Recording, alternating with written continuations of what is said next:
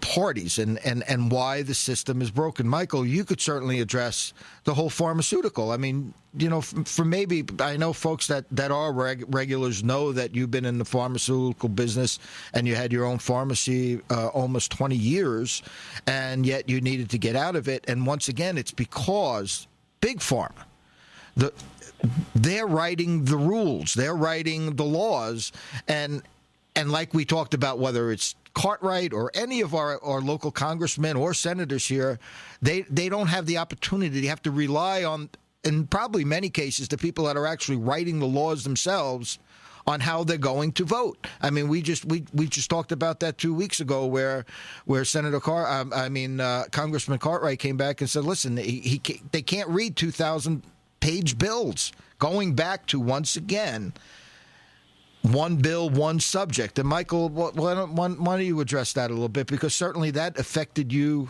directly. It really did, Lou, and certainly God pushes us into directions. But because of the lack of free marketplace in pharmacy today, you're seeing independent pharmacists dropping out. And yet the polls tell us that almost 80% of the people would prefer to go to an independent pharmacy than they would a big chain. So why are the independent pharmacies failing? And it's simply because of what you just said, Lou.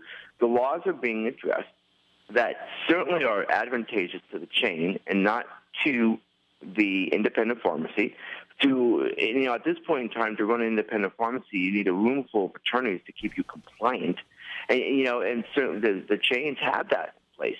Just recently, Lou, you saw in the news that one of the big chains had taken all their cigarettes off the shelf. Right. Doing the noble thing. It's not, we're going to lose billions of dollars in business, but it's the right thing to do. I looked at my wife and I said, well, I can guarantee you, they got the in on this. And there's going to be legislation shortly that's going to demand independent pharmacies, that if you want to continue to be a pharmacy, you can no longer sell tobacco products. Sure enough, Lou, what do I hear a month later? There's talk of having such legislation in place. So how does just one entity know way in advance, Lou, that we need to stop these cigarettes for the noble reason, and a month later suddenly there's talk of having legislation? It's because they're bought and paid for. They're willing to have big business in bed with big government, Lou. And what does that do? It takes away our free marketplace. You talk, Lou, about airbags. If you can remember decades ago, there was a car called the Tucker. And the Tucker was far advanced. This is back in, I think, the 20s or 30s, right, where they actually had seatbelts. And the man ended up being, at least my history tells me, that sabotage up in Washington, where big auto industry had him as being fixing the books as far as stocks, et cetera, et cetera. So this is how Washington works with big government or big business for the favors. And we're constantly seeing this day after day. And the pharmacy industry is no exception to this. They are just as bad. And what are we doing now?